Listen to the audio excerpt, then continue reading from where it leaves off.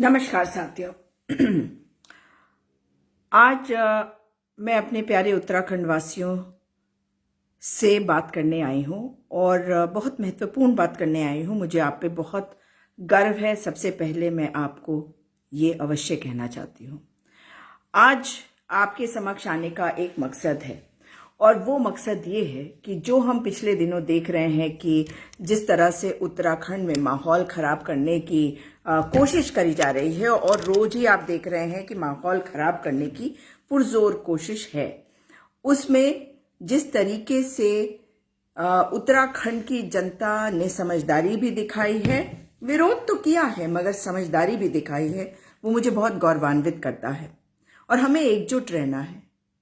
एक व्यक्ति के नाम पर ही चुनाव नहीं जीत रही है भाजपा, जो मैनिपुलेशन होती है उससे भी जीत रही है भाजपा और दिखाना चाहती है भाजपा कि भाई ये कारण है, इस कारण से जीते, उस कारण से जीते। लेकिन मैं आज जो आपसे बात करने आई हूं वो इसी कारण से कि मंत्री प्रेमचंद अग्रवाल वाला मैटर अगर आप देखें, उसके पहले थोड़ा सा चले जाते हैं और आपको याद करा देती हूं कि किस प्रकार से मंत्री प्रेमचंद अग्रवाल जो संसदीय कार्य मंत्री है वो जानबूझकर विधानसभा में लोगों को इरिटेट कर रहे थे। तो थोड़ा सा पीछे जाते हैं। जिस दिन यानी कि 26 जनवरी 2025 को जब नगर निकाय चुनाव के परिणाम आए, उसके बाद आपने देखा कि दो विधायकों ने आपस में गालीबाजी करनी शुरू कर दी। आखिर ये क्यों हुआ था? इसका एक कारण है और वो आपको समझना आवश्यक है। वो इसलिए किया गया था क्योंकि जो वोटर लिस्ट था उत्तराखंड का नगर निकाय चुनाव के लिए, उसमें धांधलेबाजी हुई थी। वहां से ध्यान भटकाने के लिए इन्होंने इन दोनों लोगों की लड़ाई लगवाई और उसके बाद एक जना जेल चला गया, एक जना खुलेआम घूम रहा है, जिसके ऊपर विधानसभा अध्यक्षा को कार्रवाई करनी है। मैं विधानसभा अध्यक्षा के ऊपर भी आती हूं, लेकिन ध्यान भटकाने के लिए इन्होंने वो किया। अब क्या आपका ध्यान भटक गया? ये उत्तराखंड वासियों को सोचना होगा। जो मुद्दा आपका जरूरी होता है उसमें भाजपा तड़का लगाती रहती है, कभी ये मुद्दा कभी वो मुद्दा। क्या आप टिके रहते हैं अपने मुद्दों पर? ये आपको सोचना होगा, क्योंकि इसी में हमारा भविष्य जो है और उसी से जुड़ा हुआ है हमारी जो रणनीति होनी चाहिए। और ये हर उत्तराखंड वासी को मैं ये कह रही हूं। और अगर आज हम बात करते हैं कि किस तरीके से अगर आप इनको देखें कि उसके बाद का जो कुछ भी हो रहा है वो क्या है, अगर उसके बाद चलते हैं तो आप जानते हैं यूसीसी में जो लिव इन का प्रावधान डाला गया है, जिसे लीगलाइज कर दिया गया है, जिससे उत्तराखंड की जनता जन आक्रोशित है कि भाई आप तो एक विशेष समुदाय को टारगेट करने गए थे, यहां तो हिंदुओं को ही टारगेट कर दिया कि बच्चों को कह दिया कि आंख में आंख डालो और बताओ कि तुम जा रहे हो किसी के साथ लिव इन रिलेशनशिप में रहने के लिए।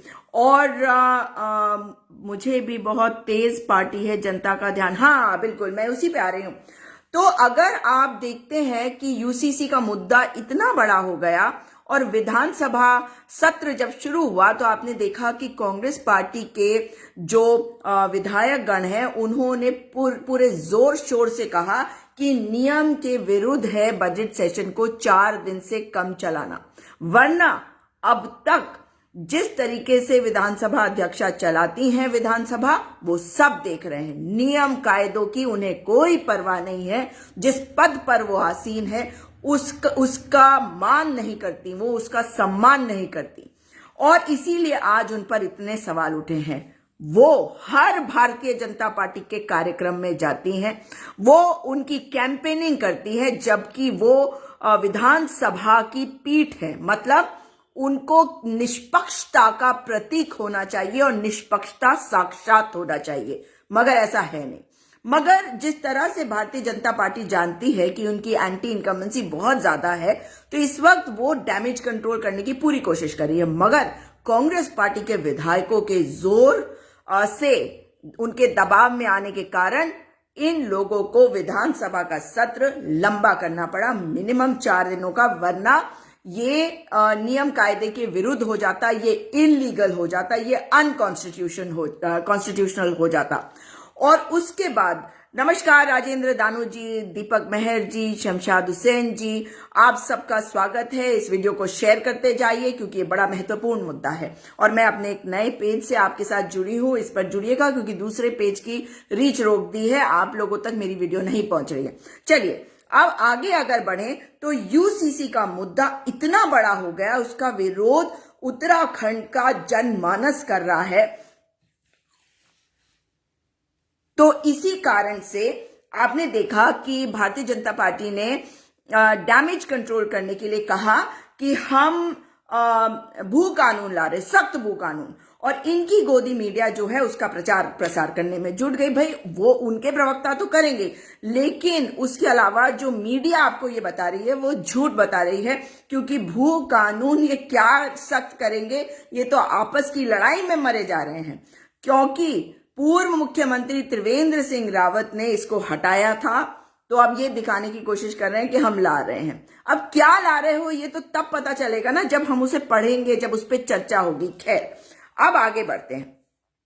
इन्होंने भू कानून का शगुफा छोड़ा, लेकिन पहले दिन से मैं देख रही थी कि संसदीय कार्य मंत्री, जो सेकंड इन कमांड माना जाना चाहिए, विधानसभा सत्र को चलाने की जिम्मेदारी विधानसभा अध्यक्षा पर है, और संसदीय कार्य मंत्री जो सरकार की नुमाइंदगी करते हैं विधानसभा के अंदर, उनकी जिम्मेदारी है। क्योंकि पूरा जो सिस्टम है कि क्या कैसे चलेगा, किस पे चर्चा होगी, वो सब तो उनकी देखरेख में होता है। लेकिन वो बार बार इरिटेट कर रहे थे कांग्रेस के और विपक्ष के जितने हमारे विधायक है, खास करके कांग्रेस के विधायकों को। यहां तक कि नेता प्रतिपक्ष यशपाल आर्य जी ने खड़े होकर ये कहा भी एक समय पर कि आप उधर से ये लोग मुझे जानबूझ के तंग कर रहे हैं। ये हुआ। फिर आपने देखा कि कैसे बीच बीच में कुछ कुछ चीजें हो रही थी और आपसी नोकझोंक दिख रहा था कि बोलने नहीं दिया जा रहा हमारे विधायकों को जब वो कोई बात कहने की कोशिश कर रहे हैं। लेकिन एक तो गुस्सा चढ़ा हुआ था कि ये इस सत्र को इन्हें 4 दिन करना पड़ रहा है, जबकि वो 2 दिन से ज्यादा का सत्र करती ही नहीं है ऋतु खंडूरी भूषण। अब देखिए, जब ये सब कुछ होते हुए देखा जा रहा था तो लग रहा था कि कुछ ना कुछ तो यहां गड़बड़ होने वाली है। आप लोगों को पता नहीं कितना समझ में आया, कितने लोगों ने देखा। जिन लोगों ने देखा होगा पूरी प्रोसीडिंग्स, उनको बिल्कुल साफ था। अब इन्होंने क्या किया कि जैसे ही देखा प्रेमचंद अग्रवाल ने, लिटरली ऐसे लग रहा था जैसे उनको डायरेक्शन था कि आप इरिटेट करो और ऐसा हाल कर दो कि विपक्ष जो है वो वॉकआउट कर जाए और हम जनता को कहे कि देखो जी, हमने तो इन्हीं के कहने पे 4 दिन पे किया और ये वॉकआउट कर गए। तो विपक्ष के दिमाग में भी, मुझे नहीं पता, मैं तो ये अंदाजा लगा रही हूं कि विपक्ष के हमारे विधायकों के दिमाग में भी ये बात चल रही होगी कि ये यही चाहते हैं।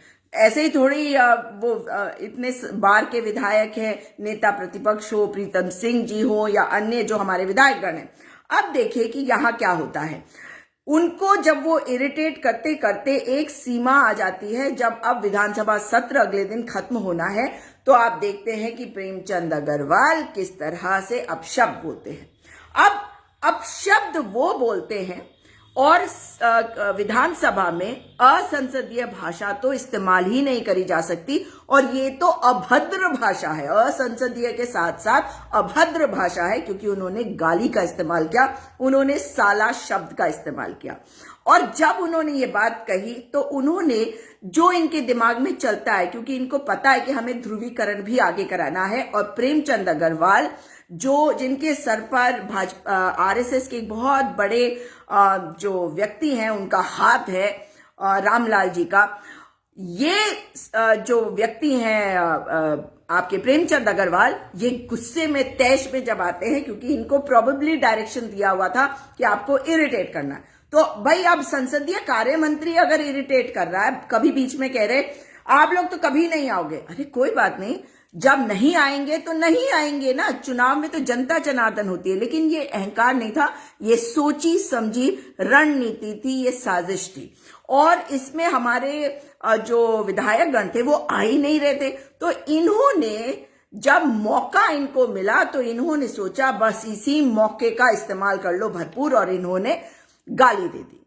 अब अगर इन्होंने गाली दी तो आप मुझे बताइए कि क्या उस शब्द को सदन की कार्यवाही से हटाया जाना चाहिए था या नहीं, पहली बात। दूसरी बात, क्या उनके ऊपर सख्त कार्रवाई, इतनी गंदी भाषा का इस्तेमाल करने के लिए सख्त कार्रवाई नहीं होनी चाहिए थी? ये रिकॉर्ड में आया। अब रितु खंडूरी के ऊपर आते हैं। रितु खंडूरी जी कहती हैं, अभी उनका एक इंटरव्यू देखा जिसमें वो कह रही थी कि ये बात जो है, मतलब ये जो अब शब्द का इस्तेमाल हुआ, मैंने ये किया, मैंने वो किया, मगर रितु खंडूरी जी तो ये बता दे कि जब वो कहती हैं कि कल से शुरू हो चुकी थी ये बात, यानी कि वो मदन बिष्ट जी के ऊपर आरोप लगा रही थी, जिनके लिए प्रेमचंद अग्रवाल ने सदन के अंदर नहीं, पत्रकारों के बीच में जाकर हिमाकत करी है कहने की शायद वो पी के आए, खुद पिए हुए हैं, खुद इनको नशा है, खुद अहंकार का भी नशा है और पता नहीं इन्होंने जो पी रखी है उसका भी नशा है। इन्होंने जब ये बात कही और रितु खंडूरी जी ने अभी एक प्रेस कॉन्फ्रेंस में भराड़ीसैंण में, तो मैं इनसे जानना चाहती हूं क्या वो रिकॉर्ड का हिस्सा है? क्या कोई और गाली रिकॉर्ड का हिस्सा है रितु खंडूरी जी? यह आपको बताना होगा, और अगर वो रिकॉर्ड का हिस्सा नहीं है तो आप उन पर कार्रवाई नहीं कर सकती। लेकिन आपने अलाउ किया कि ये साला शब्द उस रिकॉर्ड में गया। आपने एक बार नहीं कहा कि रिकॉर्ड से हटाओ इसे। क्या किसी ने ये सुना रितु खंडूरी को बोलते हुए कि इस शब्द को हटाओ, जो बातें इन्होंने कही हैं उन्हें रिकॉर्ड से हटाओ? नहीं कहा उन्होंने।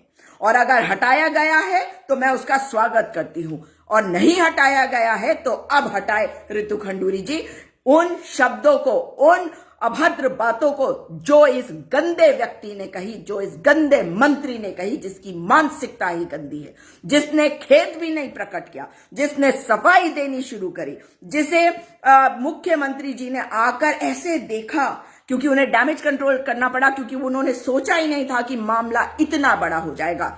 आप बताइए कि अगर ये शब्द नहीं हटाया गया, अगर जो बातें प्रेमचंद अग्रवाल जी ने कही उनको हटाया गया होता, तो क्या रितु खंडूरी जी सदन में ये ना कहती कि इन शब्दों को हटा दिया गया है? आज भराड़ीसैंण में जब वो पत्रकारों से बात कर रही थी, क्या वो ये ना कहती कि ये शब्द हटा दिए गए हैं? अब आ जाते हैं क्या हुआ। सबसे पहले ये पूरा का पूरा प्रकरण जब हुआ तो जो पहाड़ से आया वो तो पहाड़ की बात करेगा, तो उसको तो बिल्कुल अन्यथा किसी को नहीं लेना चाहिए। अगर मैं देहरादून से हूं, मैं देहरादून की बात करूंगी, आप दिल्ली से आप दिल्ली की बात करेंगे, आप पटना से पटना की बात करेंगे, आप कोहिमा से हैं तो कोहिमा की बात करेंगे, आप मणिपुर से हैं तो मणिपुर की बात करेंगे, आप हैदराबाद से हैं तो हैदराबाद की बात करेंगे या नहीं करेंगे? तो लखपत बुटोला जी अगर बद्रीनाथ के विधायक हैं तो वो बद्रीनाथ की बात करेंगे, वो पहाड़ में जो स्थितियां हैं उसके बारे में बात करेंगे। इसलिए बातों को मिक्सअप करा जा रहा है और हमें बहुत सावधान होना है, क्योंकि हिंदू मुसलमान करने वाली भारतीय जनता पार्टी ये ध्रुवीकरण की कोशिश कर रही है। और जनता, कहीं एक भी व्यक्ति उत्तराखंड के ने अब तक मैंने नहीं सुना कहते हुए कि जो यहां से आया, जो वहां से आया उसके साथ ऐसा करो, या किसी पहाड़ प्लेन की बात करी। उन्होंने, हर व्यक्ति उत्तराखंड का आज ये कह रहा है कि इन्होंने पहाड़ को गाली कैसे दी। भाई किसी को भी गाली देने का क्या मतलब है? और हर व्यक्ति केवल ये कह रहा है कि इन्होंने पहाड़ को गाली कैसे दी और रितु खंडूरी कैसे सुनती रही, और महेंद्र भट्ट जी ने कैसे लोगों को धमकी दी, कैसे इनके मंत्रियों ने इनका बचाव किया। ये कह रहे हैं कि आप पहाड़ प्लेन मत करो, पहाड़ प्लेन। किसी ने प्लेन की बात नहीं करी है।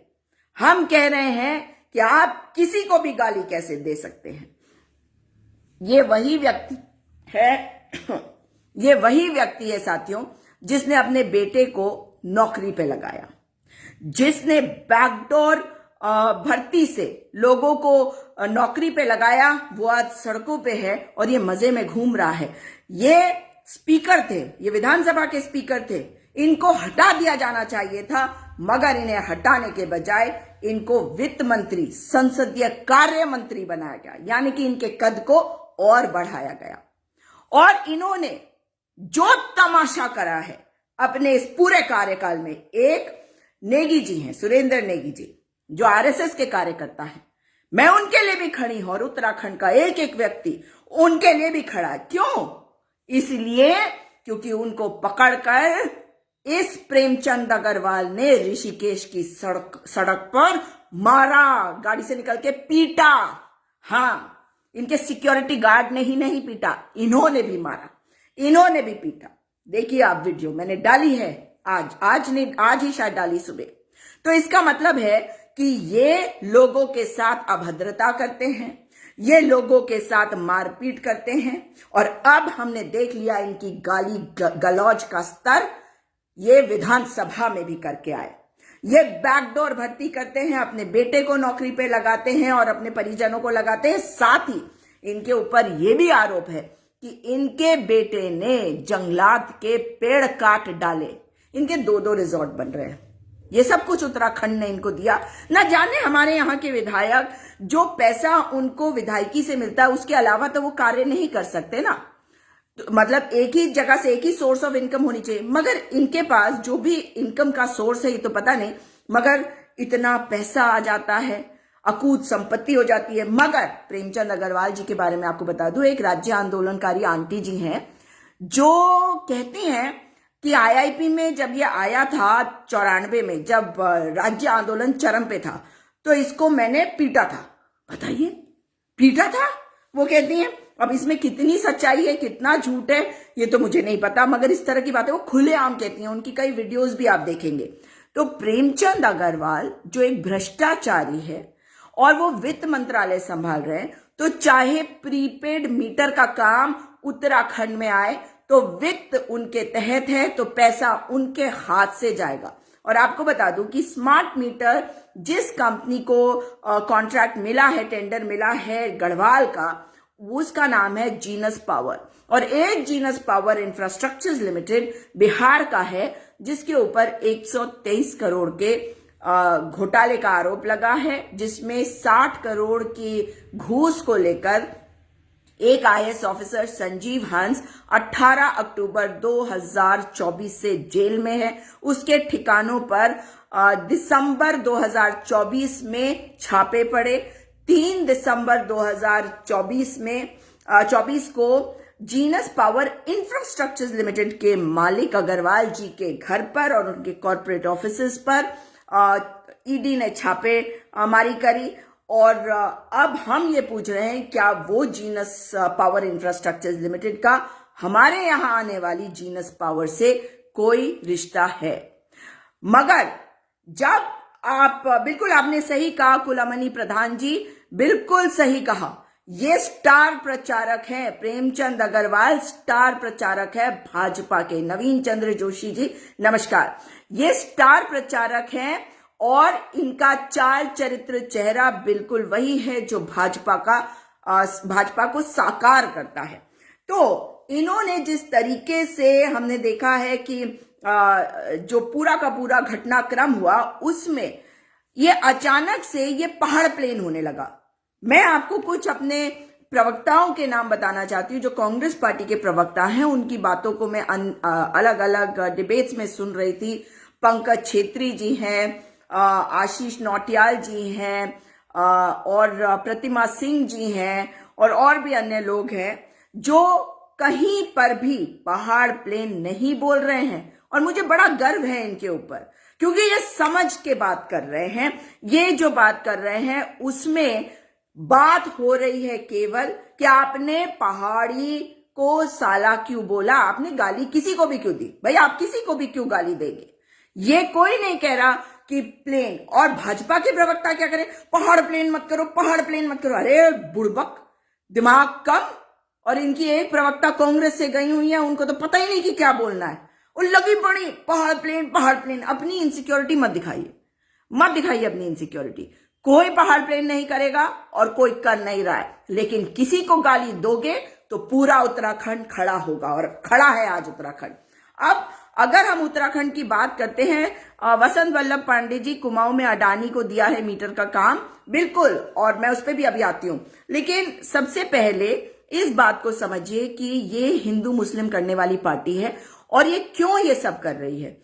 इसलिए ये मेरा आकलन है, हो सकता है कि मैं गलत भी हूं, लेकिन हमें इनसे सावधान क्यों रहना हो। पहाड़ प्लेन अगर ये कोशिश भी करे तो हमें नहीं करने देना है, क्योंकि ये करेंगे, ये आरोप लगाएंगे कांग्रेस पे और कांग्रेस को बदनाम करेंगे। नहीं, हम कह रहे हैं कि पहाड़ को गाली क्यों दी, किसी को भी गाली क्यों देगा भाई, तू क्यों देगा, है कौन तू गाली देने वाला है, अपने घर का मंत्री बन के रह गया। अब देखिए ये गाली देते हैं, उसके बाद विधानसभा अध्यक्ष इनके ऊपर कार्यवाही नहीं करती, उसके बाद महेंद्र भट्ट जी जो प्रदेश अध्यक्ष भाजपा के और राज्यसभा के सांसद है, आके कहते हैं कि बात करेंगे प्रशासन को कोई कार्यवाही करनी चाहिए। और अभी फिर उस पर दूसरा भी बयान आया, लेकिन पहले बयान में कहते हैं कि अगर कोई भी इस मामले के बारे में सोशल मीडिया या कुछ पे करेगा तो उसको हम उसके ऊपर कार्यवाही कर देंगे, उसको जेल में डाल देंगे। भाई डाल दो ना जेल में, हम थोड़ी दे रहे गाली, अरे जो गाली दे रहा उसको जेल में डालो। अब इसमें मजेदार बात देखिए कि इनके ऊपर तो कार्यवाही नहीं करी, लेकिन मैंने अभी 2 बयान देखे और ये 2 बयान क्या है उस पर भी आऊंगी, लेकिन इस बात को समझिए कि ये ध्यान भटका रहे हैं आपके असली मुद्दों से। हम बात कर रहे थे यूसीसी की, ये ले आए भू कानून, फिर इन्होंने सोचा बदल जाएगा, लेकिन प्रीपेड मीटर की भी बात हो रही थी। तो यूसीसी हो, भू कानून हो या फिर प्रीपेड मीटर हो, जनता की समस्याएं हो, महंगाई हो, बेरोजगारी हो और कैंपा का जो घोटाला अभी सामने आया कैग की रिपोर्ट के बाद, ये सारे हमारे मुद्दे हैं, उनके ऊपर हमें बात करने की जरूरत है और हम इनके ऊपर बात करेंगे। ये कहीं पर भी गोदी मीडिया बुलाए किसी को भी, किसी से कोई बात करे, आप इनकी बातों का जवाब देते वक्त याद रखिए ये आपका ध्यान हटा रहे हैं आपके मुद्दे से और ये ध्रुवीकरण करने की कोशिश कर रहे हैं। एक और कारण बताती हूँ उनके ध्रुवीकरण का। जब नगर निकाय के चुनाव हुए देहरादून में, तो इन्होंने टिकट दिया सौरभ थपलियाल जी को। चलिए जी, सौरभ थपलियाल जी को टिकट मिला, मगर फिर ये कहा जा रहा था कि सिद्धार्थ अग्रवाल जो महानगर के अध्यक्ष हैं वो उम्मीद कर रहे थे उन्हें टिकट मिलेगा, उनको टिकट नहीं मिला। तो जो पूरा वैश्य समाज है वो नाराज चल रहा है इनसे। ये मतलब कई जगहों पे ये बातें हो रही थी और उसमें अगर आप सिद्धार्थ अग्रवाल को छोड़ दे तो पुनीत मित्तल हैं, विनय गोयल और भी हैं, विनय गोयल है और कौन है, एक और हैं, उनका नाम मुझे याद नहीं आ रहा, लेकिन ऐसे बहुत सारे लोग हैं, अनिल गोयल, ऐसे बहुत सारे लोग हैं जो इनका टिकट भी पा सकते थे और उन्हें उम्मीद भी थी शायद उन्हें टिकट मिल जाएगा। तो पूरा वैश्य समाज कहा जा रहा है कि इनसे नाराज है और एंटी इनकम्बेंसी है ही, इसलिए इन्होंने पूरी कोशिश करी कि ये जो पहाड़ प्लेन का करके ये इनको अपनी तरफ कर ले। इनको लगता है कि इन्होंने अपनी तरफ कर लिया, लेकिन वो भी जनता है, वो भी देख रहे हैं, वो भी समझदार है और वो बहुत समझदार है भाई। जिन्होंने देश की आर्थिकी में ऐसा योगदान दिया, वैश्य समाज कौन है, जिनको जो अग्रवाल, गोयल, मित्तल, सिंघल, ये सारे हमारी बहनें और भाई जो हैं, ये बड़े समझदार लोग हैं और जो ट्रेड है भारत का वो संभालते हैं, इंडस्ट्रियलिस्ट इनके कम्युनिटी से आते हैं और ये पूरे देश में फैले हुए हैं। तो आप मुझे बताइए कि इनकी बातों में भला कोई आ जाएगा? इन्होंने सोचा कि हमने डैमेज कंट्रोल कर लिया है। डैमेज कंट्रोल मुझे तो नहीं लग रहा कि हुआ है, लेकिन इससे सावधान हमें रहने की जरूरत है। और मैं तो यही कहूंगी अपने मतलब समाज के अपने इन भाइयों बहनों से कि आप लोग समझदारी से काम करिएगा। सिर्फ एक टिकट मिलना या जिस तरह से हालात हो रहे हैं पार्टी के अंदर वो काफी नहीं है देखना, आपको ये भी देखना होगा कि पूरे प्रदेश में क्या हाल है। एक व्यक्ति के नाम पे हर चुनाव में जाना ये सही नहीं है। अब जी बहुत बढ़िया लिखा आपने संजय रावत जी, मैं आपका भी स्वागत करती हूं। और नवीन चंद्र जी आपने भी लिखा है, क्या इस मुद्दे पर कांग्रेस विधायक आगामी सत्रों में विधानसभा कार्यवाही से अलग रहेंगे? इनके इस्तीफे तक मैं अभी बताती हूँ आपको। है बहुत अंधियार, अब सूरज निकलना चाहिए, जिस तरह से भी हो ये मौसम बदलना चाहिए। ये बड़ी सुंदर कविता है। रोज जो चेहरे बदलते हैं लिबासों की तरह, अब जनाजा जोर से उनका निकलना चाहिए। अब भी कुछ लोगों ने बेची है ना अपनी आत्मा, ये पतन का सिलसिला कुछ और चलना चाहिए। फूल बनकर जो जिया है वो यहाँ मसला गया। जीस्त को फौलाद के साँचे में ढलना चाहिए। छीनता हो जब तुम्हारा हक कोई, उस वक्त तो आंख से आंसू नहीं शोला निकलना चाहिए। दिल जवां, सपने जवां, मौसम जवां, शब भी जवां, तुझको मुझसे इस समय सूने में मिलना चाहिए। उत्तराखंड जय पहाड़ी जय पहाड़। तो जय उत्तराखंडी जय पहाड़ी जय पहाड़, बिल्कुल। और अगर मैं वापस अपनी बात पे आऊं तो मैं यही कहूंगी कि जिस तरीके से इस वक्त पूरा मामला चल रहा है और जिस तरीके से ये कोशिश कर रहे हैं कि लोग भटक जाए अपने मुद्दों से और विपक्ष को ये बदनाम करते रहते हैं, और वो क्योंकि अगर आप मैदानी इलाकों को देखें और मतलब प्लेन वाला इलाका जो हमारे उत्तराखंड का हिस्सा है और जो पहाड़ का इलाका है, तो इनको लगता है कि मोदी जी के नाम पे पहाड़ में ये लोगों को कुछ भी कहेंगे, लोग इनको वोट दे देंगे मोदी जी के नाम पे। लेकिन ये जानते हैं कि अब एंटी इनकम्बेंसी इनके खिलाफ काम कर रही है, क्योंकि इस बार 2 बार ये चुनाव जीत चुके हैं और 2 साल बाद तीसरा चुनाव ये जीतने की हर कोशिश करेंगे, और हर एक पार्टी करती है। लेकिन ये जनता को अब समझ रहे हैं, क्योंकि आज जब स्पीकर महोदय रितु खंडूरी भूषण भराड़ीसैन गई तो जो उनके खिलाफ लोगों ने सड़कों पे उतरकर नारेबाजी की, काले झंडे दिखाए, रितु खंडूरी गो बैक के नारे लगाए और प्लैकार्ड्स बना बना के उनको दिखाए गए। इतना विरोध शायद मुझे नहीं लगता कि इन लोगों ने एक्सपेक्ट किया था, और पहाड़ में इन्होंने नहीं एक्सपेक्ट किया था। उसके बाद रितु खंडूरी जी का ये कहना कि मैंने तो सदन की गरिमा के हिसाब से किया, और बड़ी खुश हो जाती है कि जब उन्हें कोई कहता है ना आप मास्टरनी की तरह करते हो। देखो, मास्टरनी होना और सदन के अंदर मास्टरनी की तरह बिहेव करना और लोगों को जिस तरह से आप अपमानित करती हैं वो करना, वो गलत है। आप वहां पर आप कम उम्र हो सकती हैं, लेकिन आप सबकी इस वक्त पिता समान, माता समान हैं। लेकिन आज उनका विरोध हो रहा है, और ये लोग जानते हैं कि पहाड़ वाले ये सोचते हैं कि पहाड़ वाले इलाके में 2 बार तो हम वोट पा गए मोदी जी के नाम पे। लेकिन क्या पहाड़ की जनता अब मोदी जी के नाम पे इनको वोट देगी? क्या वो चाहते हैं कि उनके बच्चों को नौकरी ना मिले और ये भ्रष्टाचार कर करके पैसा कमाते रहे? शायद अब ये भी समझ गए हैं कि पहाड़ के लोग भी इनकी बात को नहीं मानेंगे, इसीलिए डैमेज कंट्रोल करने के लिए अब इनको उतरना पड़ा है। लेकिन इन्होंने सोचा कि जो प्लेन का इलाका है, मतलब जो देहरादून, इधर टिहरी वगैरह का इलाका है, रुड़की हरिद्वार का इलाका है, यहां से जो विधानसभा में सीटें विपक्ष को मिली हैं, कांग्रेस पार्टी को मिली, निर्दलीय को मिली, तो उनको लगा कि अब हमें इधर एंटी इनकम्बेंसी तो हर जगह होती है, तो उन्हें लगा कि एंटी इनकम्बेंसी के कारण लोग अब हमें वोट देंगे और जो नॉन बीजेपी वाले चुने गए हैं उनकी सीट हम उनसे छीन सकते हैं और इधर की तरफ हम मैनेज कर सकते हैं। मैनेज नहीं कर सकते अगर आप अपनी पे आ जाए, अगर आप जागरूक हो जाए, अगर आपको अब भी लगे कि कोई बात नहीं मोदी जी को वोट देना है, तो मैं आपको बता दूं कि पुरोला में जहां सबसे ज्यादा इन्होंने हिंदू मुसलमान किया, नगर पालिका के चुनाव में कांग्रेस पार्टी के अध्यक्ष बने हैं और 7 में से 6 वार्ड कांग्रेस पार्टी ने जीते हैं। तो ये भले ही कुछ भी कहते रहे, लेकिन सच्चाई ये है कि जहां सबसे ज्यादा ध्रुवीकरण किया, झूठ का की राजनीति खेली इन्होंने, वहां पर भी ये बुरी तरह से हार गए हैं। इन्हें पटकन नहीं दी गई और ये जीते कहीं पे भी नहीं है। इन्होंने वोटर्स लिस्ट में गड़बड़ करी म्यूनिसिपल इलेक्शन में, मगर कहीं पे भी ये ठीक प्रकार से नहीं जीते। जहां ये जीते हैं वो भी कागजों में हेर फेर की वजह से जीते हैं, और वो भी समय आने पर सब खुलेगा। लेकिन ये जो इस वक्त करने की कोशिश कर रहे हैं वो किस कारण से कर रहे हैं वो मैं आपको बता चुकी हूं। अब हमें क्या करना है?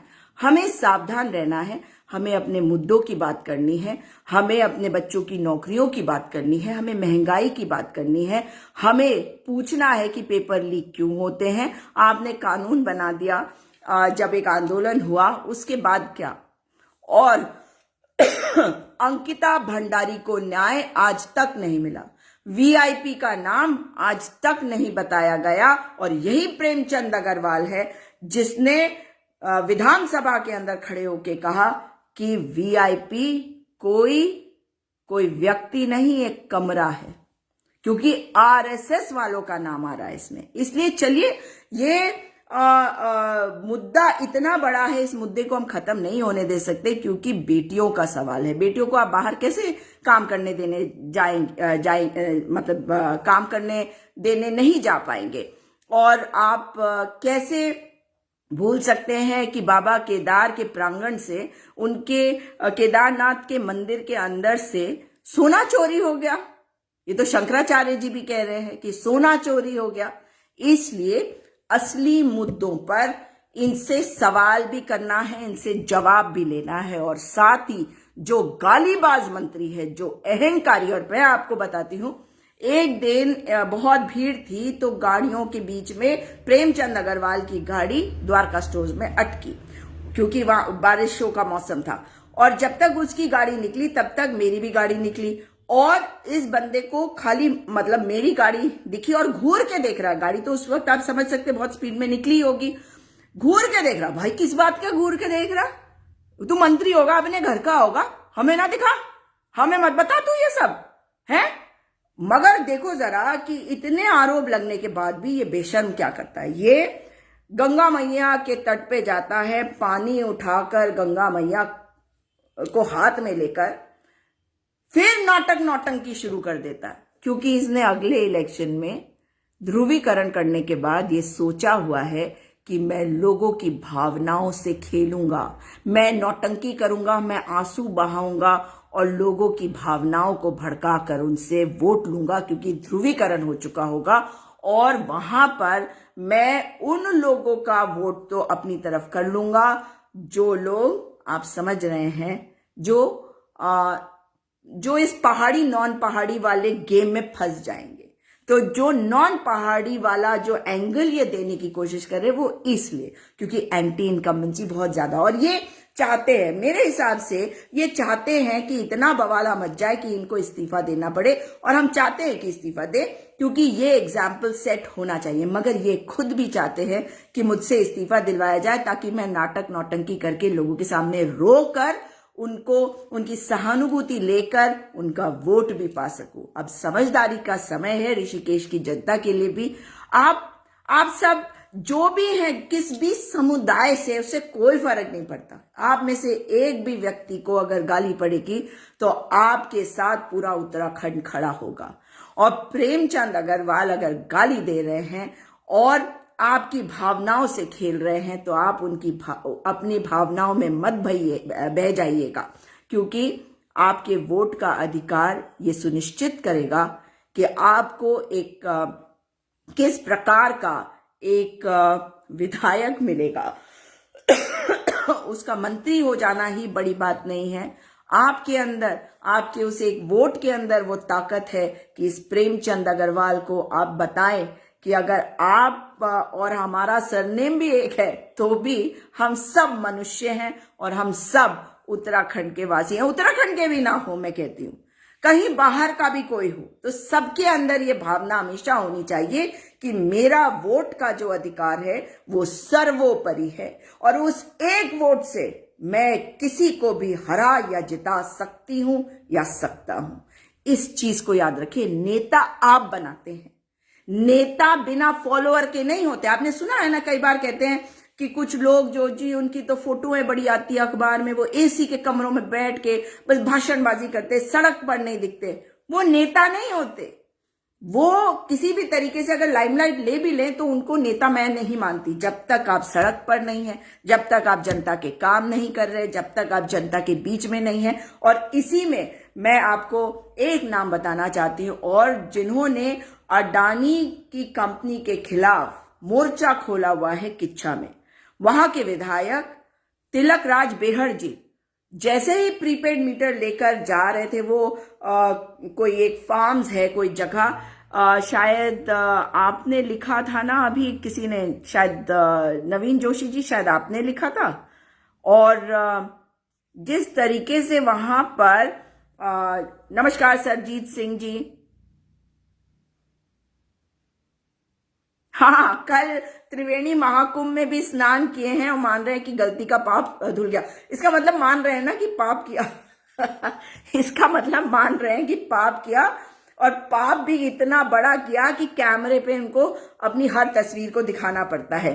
खैर, सच्चाई ये है कि तिलक राज बेहड़ जी अपनी जनता के लिए खड़े रहते हैं, अपनी जनता के बीच में रहते हैं। प्रीपेड मीटर उन्होंने लगने नहीं दिया। और वो आज भी मैं वीडियो देख रही थी, वो पुलिस वाले किसी को की प्रताड़ना कर रहे थे, किसी का उत्पीड़न कर रहे थे, किसी कारण से कहीं पे वोटिंग हो रही है या कुछ हो रहा है, तो वो वहीं पे बैठ गए थे। उनको जबरदस्ती करके उस व्यक्ति को अरेस्ट करके ले जाया जा रहा था। वो किसी स्वतंत्रता सेनानी परिवार के व्यक्ति है, मगर एक खास समुदाय को तो टारगेट किया ही जा रहा है ना। इसलिए जब तक हम बाहर नहीं निकलेंगे इन सब चीजों में, आज एक समुदाय टारगेट हो रहा है और हम चुप हैं, हम ताली बजा रहे हैं। कल जब हम टारगेट होंगे तब कोई नहीं बचेगा हमें बचाने के लिए। कोई ताली भी बजाने वाला नहीं बचेगा, केवल यही लोग बचेंगे, यही ताली बजाएंगे और यही खुश हो जाएंगे, और हम जेलों के अंदर रहेंगे या कोर्ट कचहरी में चक्कर काट रहे होंगे।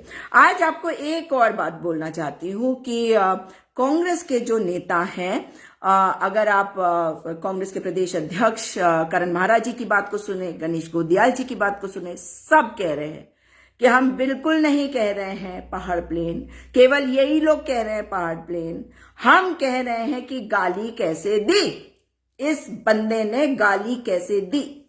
और खिलाफ अगर आप खड़े हैं तो इस बात के खिलाफ खड़े होइए कि ये गलत कर रहे हैं और इनका संरक्षण करा जा रहा है, मगर ये सोची समझी रणनीति के तहत करा जा रहा है। ये वित्त मंत्री है, जो कुछ पैसा जाता है ना, वो इन्हीं के माध्यम से किसी भी चीज को अगर खरीदा जाएगा तो जाएगा, तो चाहे प्रीपेड मीटर हो या कुछ भी और हो, इन्हीं के माध्यम से जाएगा। और इसलिए ये हटाए तो जाने चाहिए निश्चित तौर पर, मगर अगली बार इनको टिकट नहीं दिया जाना चाहिए।